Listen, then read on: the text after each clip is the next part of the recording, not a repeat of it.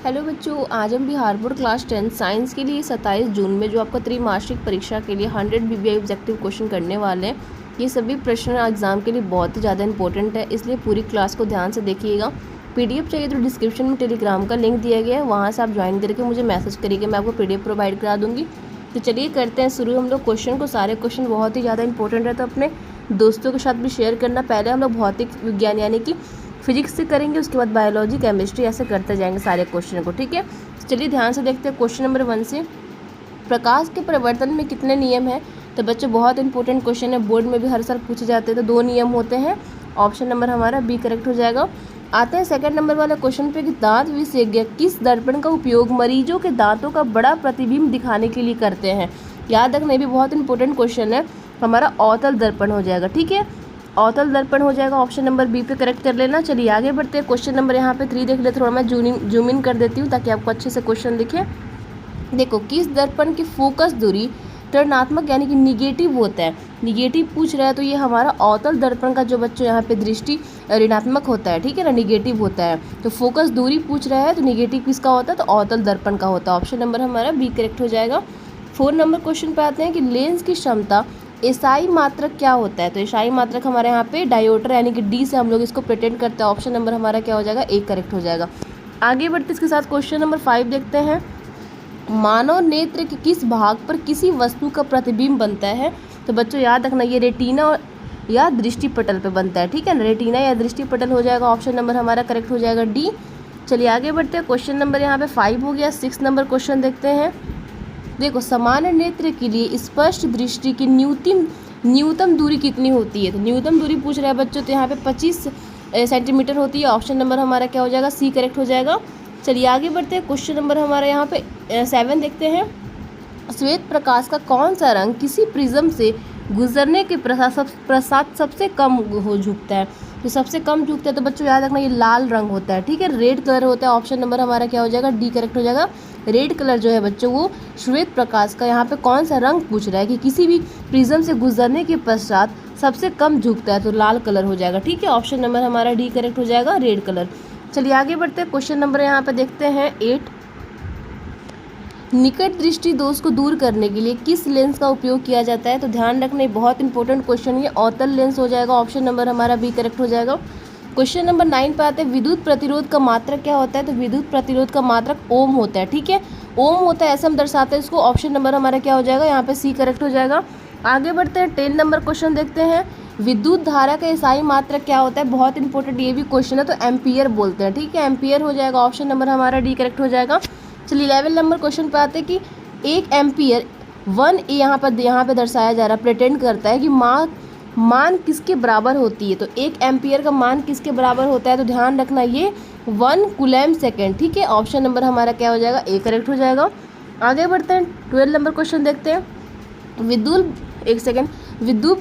विद्युत बल्ब का फिलामेंट यानी तंतु किस धातु का बना होता है? तो किस धातु का बना होता है? ये टंगस्टन का बना होता है। ऑप्शन नंबर हमारा क्या हो जाएगा? सी करेक्ट हो जाएगा। 13 नंबर क्वेश्चन पे आते हैं कि विद्युत धारा का उत्पन्न करने की युक्ति को क्या कहते हैं? युक्ति को क्या कहा जाता है? तो जनित्र यानी कि इंग्लिश में इसको जनरेटर बोलते हैं, ठीक है, जनित्र इसको बोलते हैं, यानी ऑप्शन नंबर ए करेक्ट हो जाएगा, जनरेटर पे। क्वेश्चन नंबर 14 पे आते हैं। हम लोग यहाँ पे देखते हैं कि एमीटर को विद्युत परिपथ में कैसे जोड़ा जाता है? तो किस प्रकार जोड़ा जाता है? तो श्रेणीकरण से, ठीक है, श्रेणी क्रम से जोड़ा जाता है। ऑप्शन नंबर हमारा क्या हो जाएगा? एक करेक्ट हो जाएगा। चलिए आगे बढ़ते हैं। 15 नंबर क्वेश्चन देखते हैं।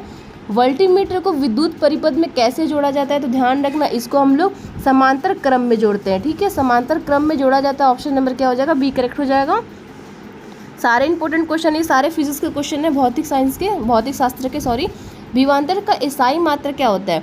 तो विभवांतर का एसआई मात्रा बच्चों, ये भी बहुत इंपॉर्टेंट क्वेश्चन है, वोल्ट होता है, ठीक है, वोल्ट होता है, इंग्लिश में ऐसे लिखा आता है, ठीक है, वोल्ट हो जाएगा। ऑप्शन नंबर क्या हो जाएगा? यहाँ पे बी करेक्ट हो जाएगा। चलिए आगे बढ़ते 17 नंबर क्वेश्चन देखते हैं। यहाँ विद्युत शक्ति का एसआई मात्रा यहाँ पूछ रहा है, तो विद्युत शक्ति का एसआई मात्रक बच्चों यहाँ पे क्या होता है? तो ये वाट होता है, ठीक है, हम लोग कैसे प्रिटेंड करते हैं? डब्ल्यू से वाट हो जाएगा। ऑप्शन नंबर हमारा ए करेक्ट हो जाएगा। आगे बढ़ते हैं यहाँ पे और 18 नंबर क्वेश्चन पे आते हैं कि 1 किलोवाट घंटा, ठीक है, 1 किलोवाट घंटा किसके बराबर होता है पूछ रहा है? तो याद रखना, यहाँ पे 3.66 जूल के यहाँ पे बराबर होता है, ठीक है, तो ऑप्शन नंबर हमारा करेक्ट हो जाएगा ए। चलिए आगे बढ़ते हैं यहाँ पे 19 नंबर क्वेश्चन के साथ। फिलोमिंग के वामहस्त नियम में अंगूठा किसके दिशा का संकेत करता है? तो याद रखना बच्चों, ये हमारा बल के दिशा का यहाँ पे संकेत करता है। ठीक है, बल की दिशा ऑप्शन नंबर हमारा क्या हो जाएगा यहाँ पे? सी करेक्ट हो जाएगा। आगे बढ़ते हैं, यहाँ पे 20 नंबर क्वेश्चन देखते हैं बच्चों। विद्युत फ्यूज विद्युत धारा के किस सिद्धांत पे कार्य करता है? ये इंपॉर्टेंट क्वेश्चन, ये बोर्ड वाले क्वेश्चन में भी आ जाता है हमेशा। तो यहाँ पे उष्मीय प्रभाव पे कार्य करता है। ठीक है, उष्मीय प्रभाव हो जाएगा, ऑप्शन नंबर करेक्ट हो जाएगा ए हमारा। चलिए 21 नंबर पे आते हैं। डायनोमो से कैसी धारा प्राप्त होती है? तो डायनोमो से ना यहाँ पे प्रतवाती धारा यानी कि एसी और दिष्ट धारा या डीसी दोनों प्राप्त होती है। ठीक है, तो दोनों धाराएं हो जाएगा, ऑप्शन नंबर क्या हो जाएगा? करेक्ट हो जाएगा। ठीक है, बोथ हो जाएगा। 22 नंबर क्वेश्चन देखते हैं। 21 कंप्लीट हो गया। देखो बहुत इंपॉर्टेंट क्वेश्चन है ये भी। नाभिकीय ऊर्जा का सूत्र निम्नलिखित में कौन सा है? तो कौन सा सूत्र है तो पूछ रहा है, तो बच्चों यहाँ पे यूरेनियम हो जाएगा। ठीक है, यूरेनियम पे लगाना, ऑप्शन नंबर करेक्ट हो जाएगा ए। 23 नंबर पे आओ। ग्लोबल वार्मिंग के लिए उत्तरदायी गैस कौन सी है? तो गैस पूछ रहा था बच्चों यहाँ पे सी CO2 हो जाएगा, ऑप्शन नंबर क्या हो जाएगा यहाँ पे? सी करेक्ट हो जाएगा। चलिए आगे बढ़ते हैं, यहाँ पे क्वेश्चन नंबर 24 देख लेते हैं। गर्म जल प्राप्त करने के लिए हम सौर जल तापक को उपयोग किस दिन नहीं कर सकते हैं? तो किस दिन नहीं? तो बच्चों बादलों वाले दिन हम नहीं करते। ठीक है, जब बादलों वाले दिन होता है तो हम लोग नहीं करते हैं, ऑप्शन नंबर क्या हो जाएगा? बी करेक्ट हो जाएगा। चलिए 25 नंबर क्वेश्चन देखते हैं। किसी माध्यम के अपवर्तक मार्ग का मान क्या होता है? तो बच्चों मान क्या पूछ रहे हैं यहाँ पे? तो यहाँ हो जाएगा ऑप्शन नंबर साइन आई और साइन आर, ऑप्शन नंबर क्या हो जाएगा? बी करेक्ट हो जाएगा।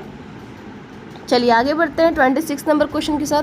किसी लेंस का अवधारणा एसआई मात्रा क्या होता है? ठीक है, एसआई मात्रा यहाँ पूछ रहा है किसी लेंस के अवधारणा का एसआई मात्रा कितना होता है? तो यहाँ पे 26 का आंसर हो जाएगा मात्रवहीन। बहुत इंपॉर्टेंट क्वेश्चन है बच्चों, ऑप्शन नंबर डी कर लेना, मात्रवहीन हो जाएगा।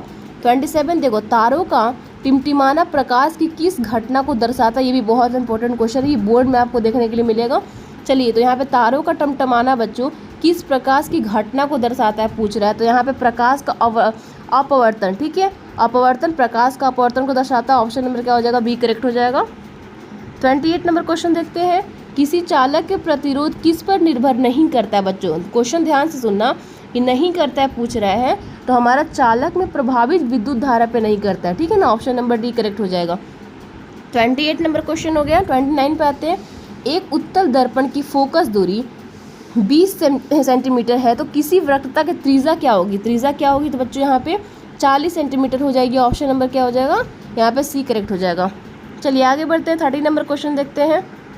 वास्तविक प्रतिबिंब हमेशा कैसा होता है? तो बच्चे भी बहुत इंपॉर्टेंट क्वेश्चन है, तो उल्टा होता है। ठीक है, उल्टा होता है, वास्तविक प्रतिबिंब हमेशा उल्टा होता है, ऑप्शन नंबर क्या हो जाएगा? बी करेक्ट हो जाएगा। 31 नंबर क्वेश्चन देखते हैं। काल्पनिक या आभासी प्रतिबिंब हमेशा कैसा होता है? तो काल्पनिक या आभासी प्रतिबिंब बोल रहा है यहाँ पे, तो 31 नंबर का आंसर हो जाएगा सीधा होता है। ठीक है, इसका ध्यान रखना, वास्तविक प्रतिबिंब हमेशा उल्टा होता है और काल्पनिक और आभासी प्रतिबिंब हमेशा क्या होता है? सीधा होता है। ठीक है, कंफ्यूज मत होना, बहुत इंपॉर्टेंट क्वेश्चन है। आगे बढ़ते हैं, 32 नंबर क्वेश्चन देखते हैं। सौर सेल और सौर ऊर्जा किस ऊर्जा में रूपांतरित करते हैं? तो बहुत इंपॉर्टेंट ये भी क्वेश्चन है, तो ये हमारा विद्युत ऊर्जा हो जाएगा। ठीक है, विद्युत ऊर्जा में करते हैं, ऑप्शन नंबर क्या हो जाएगा? डी करेक्ट हो जाएगा। 33 पे आते हैं। पवन विद्युत जनरेटर, पवन की चाल कम से कम कितनी होनी चाहिए? तो कम से कम कितनी होनी चाहिए? तो हमारा कम से कम बच्चा यहाँ पे क्या हो जाएगा? ऑप्शन नंबर ए करेक्ट हो जाएगा, 15 किलोमीटर से पर आवर। ठीक है, ऑप्शन नंबर क्या हो जाएगा? ए करेक्ट हो जाएगा। यहाँ से हमारा क्या होता है? फिजिक्स का जो सेशन है कंप्लीट होता है 33 नंबर क्वेश्चन के साथ में। और अब हम केमिस्ट्री का क्वेश्चन देखने वाले हैं। तो फिजिक्स का जितना भी इंपॉर्टेंट क्वेश्चन था जो एग्जाम के आ सकता है, तो मैंने बताया। अब हम लोग केमिस्ट्री से पढ़ेंगे 33 क्वेश्चन। ठीक है, देखो क्वेश्चन नंबर 1 क्या 34 का, रासायनिक अभिक्रिया के दौरान किसी पदार्थ में ऑक्सीजन का प्रयोग क्या कहलाता है? ये भी बहुत इंपॉर्टेंट क्वेश्चन है। तो यहाँ पे क्या कहलाता है बच्चों? तो ध्यान रखना, उपचयन कहलाता है। ठीक है, ऑक्सीडेशन कहलाता है, ऑप्शन नंबर क्या हो जाएगा? बी हो जाएगा हमारा करेक्ट। 35 देखो, रासायनिक अभिक्रिया के दौरान किस पदार्थ में ऑक्सीजन का ह्रास क्या कहलाता है? तो बच्चे भी बहुत इंपॉर्टेंट है, तो यहाँ पे अपचयन कहलाता है। ठीक है, अपचयन कहलाता है, ऑप्शन नंबर क्या हो जाएगा? यहाँ पे बी करेक्ट हो जाएगा। 36 नंबर क्वेश्चन देखते हैं। संगमरमर की रासायनिक सूत्र क्या होता है? बहुत इंपॉर्टेंट क्वेश्चन, ये हर साल बोर्ड में पूछे जाते हैं।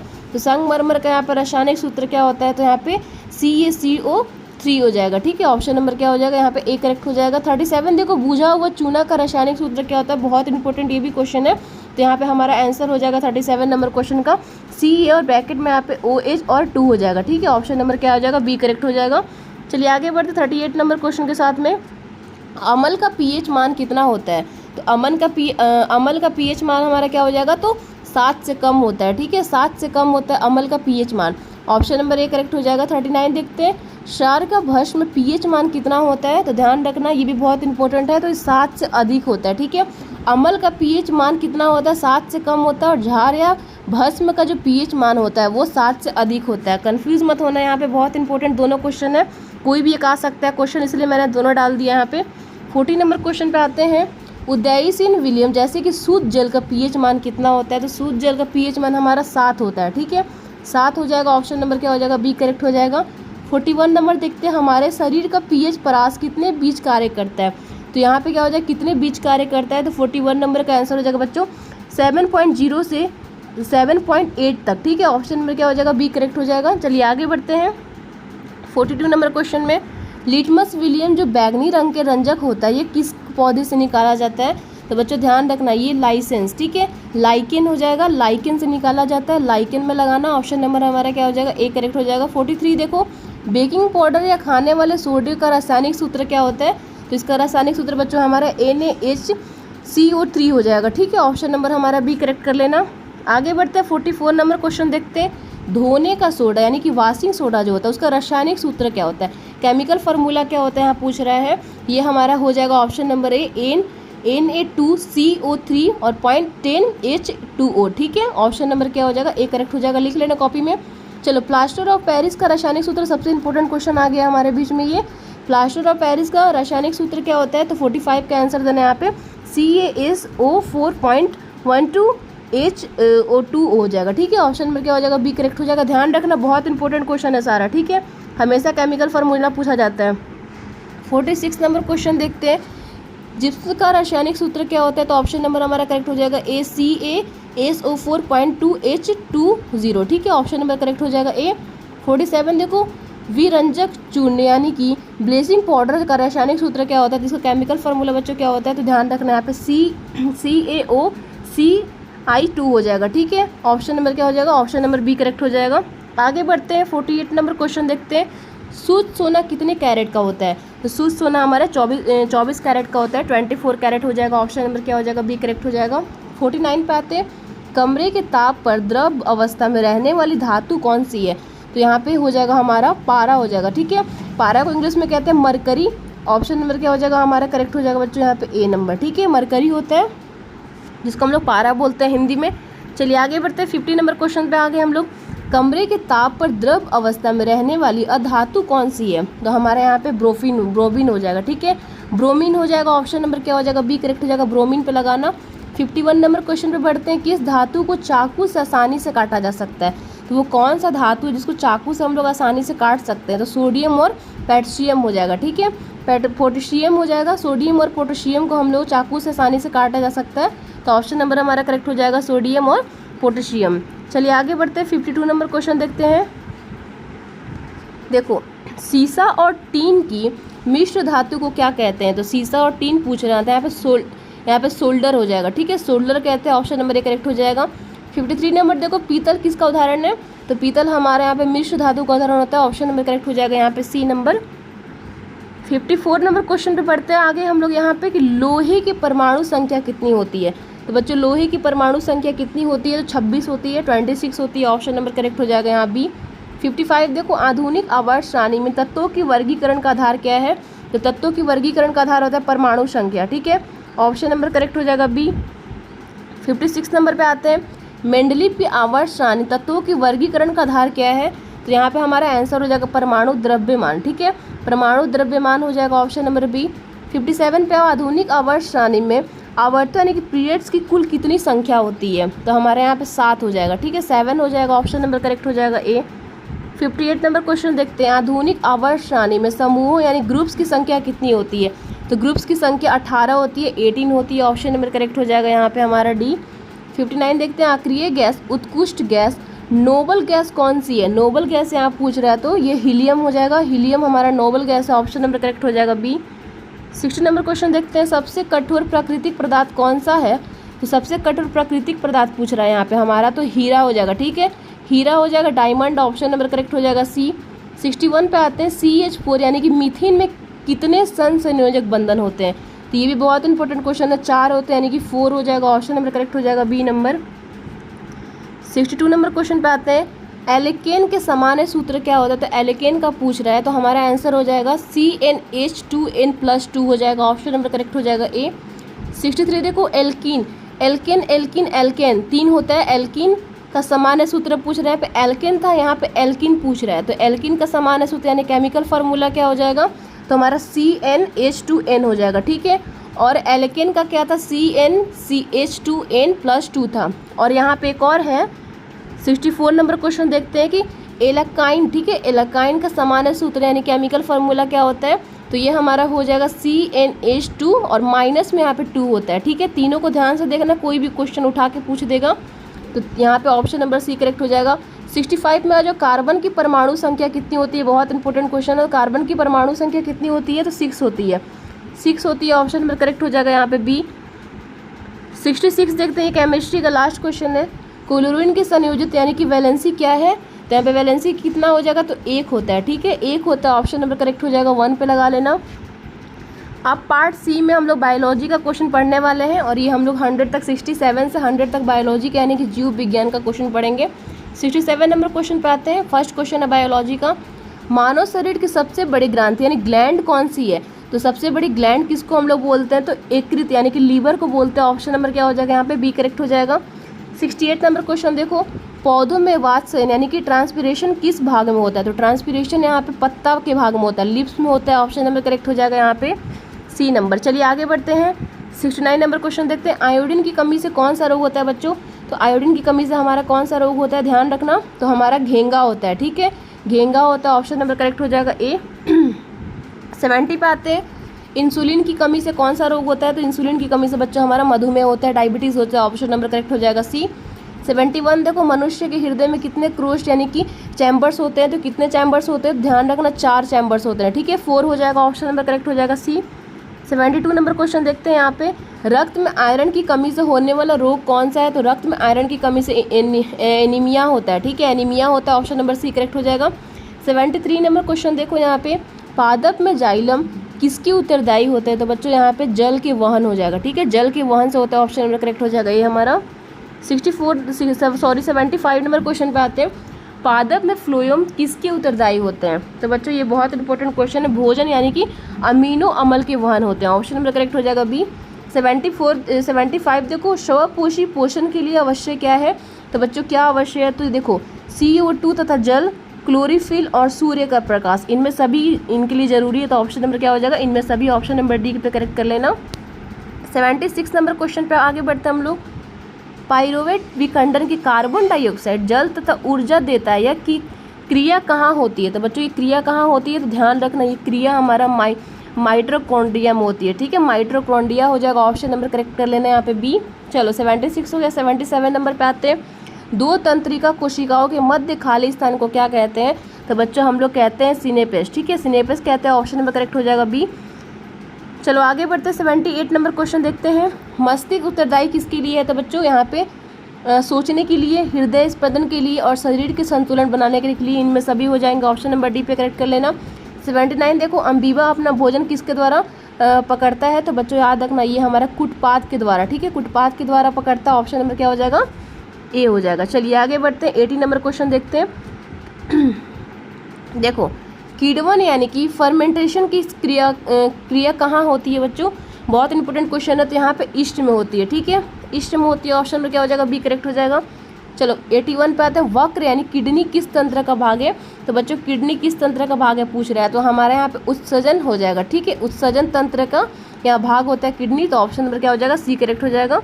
चलिए आगे बढ़ते हैं, 82 नंबर क्वेश्चन देखते हैं यहाँ पे, मानव में डायलिसिस थैली किससे कहते हैं, तो बच्चों मानव में पूछा तो नेफ्रॉन को डायलिसिस थैली कहा जाता है, ऑप्शन नंबर क्या हो जाएगा यहाँ पे करेक्ट हो जाएगा ए। 83 नंबर क्वेश्चन पे हम लोग बढ़ते हैं, थोड़ा ऊपर हो गया था।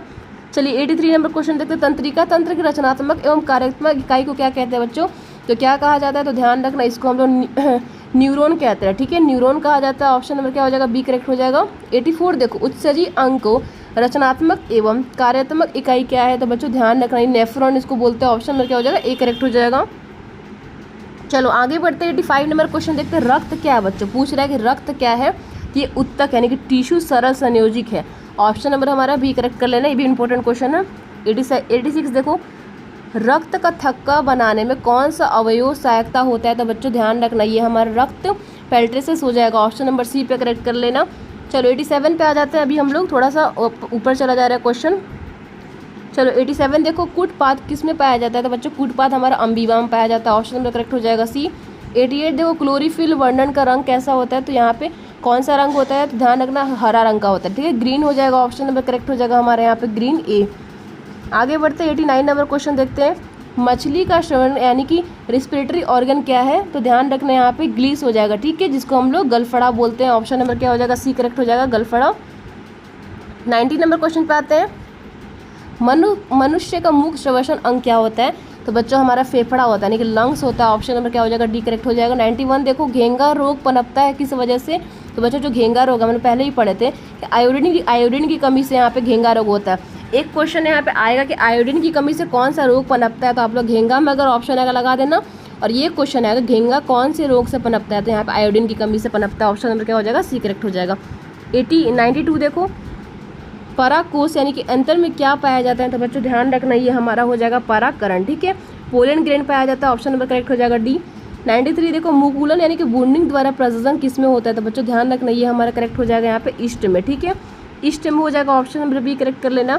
94 देखो, गोनोरिया और सिल्जिस किस प्रकार का रोग है? तो बच्चों यहाँ पे हमारा बैक्टीरिया जनित यौन एसटीडी हो जाएगा, ठीक है, ऑप्शन नंबर करेक्ट कर लेना ए। 95 देखो, घोंगा यानी कि स्नेल किस संघ का प्राणी है? तो बच्चों ध्यान रखना ये बहुत इंपॉर्टेंट क्वेश्चन है, तो ये मोलस्का हो जाएगा, ठीक है, ऑप्शन नंबर ए करेक्ट कर लेना। 96 नंबर क्वेश्चन पे आते हैं। ओजोन परत किस हानिकारक विकिरण में पृथ्वी का सुरक्षा प्रदान करती है? तो बच्चों पैराबैंगनिक विकिरण हो जाएगा, ठीक है, UV rays, option number correct हो जाएगा यहाँ पे सी। 97 पे आते हैं। निम्नलिखित में कौन सा एक जैव नवीकरणीय नॉन बायोडिग्रेडेबल पदार्थ है? तो बच्चों हमारे यहाँ पे प्लास्टिक हो जाएगा, डीडीटी, ऑप्शन नंबर करेक्ट हो जाएगा यहाँ पे सी नंबर। 98 नंबर क्वेश्चन पे आते हैं। मनुष्य में गुणसूत्रों की संख्या कितनी होती है? तो बच्चों यहाँ पे 23 जोड़े और 46, ऑप्शन नंबर करेक्ट हो जाएगा यहाँ पे ए। 99 देखो, कीटों की पंख, चमगादड़ की पंख किस तरह से अंग है? तो बच्चों हमारे याद रखना समवर्ती समरूप अंग हो जाएगा, ठीक है। चलो ऑप्शन नंबर हमारा क्या हो जाएगा? बी करेक्ट हो जाएगा। आते हैं लास्ट क्वेश्चन है बच्चों। चलिए, विकासीय दृष्टिकोण से हमारी किसकी अधिक समानता है? तो बच्चों ध्यान रखना ये हमारे चीन के विद्यार्थी हो जाएगा, ठीक है, चीन के विद्यार्थी, ऑप्शन नंबर करेक्ट हो जाएगा ए हमारा। तो बच्चों आज की इस क्लास में यानी कि समाप्त होती है यहीं पे हमारा। तो उम्मीद है कि बच्चों ये 100 ऑब्जेक्टिव क्वेश्चन आपकी तैयारी को और मजबूत करेंगे इस एग्जाम के लिए। अगर क्लास अच्छी लगी तो वीडियो को लाइक, शेयर और चैनल को सब्सक्राइब जरूर कर लीजिएगा। और बच्चों PDF चाहिए आपको तो डिस्क्रिप्शन में दिया गया लिंक आपको मिल जाएगा, वहाँ पर जाकर आप चेकआउट करके मुझे मैसेज करना है, फिर ग्रुप में ज्वाइन हो जाना, मैं PDF प्रोवाइड करा दूँगी।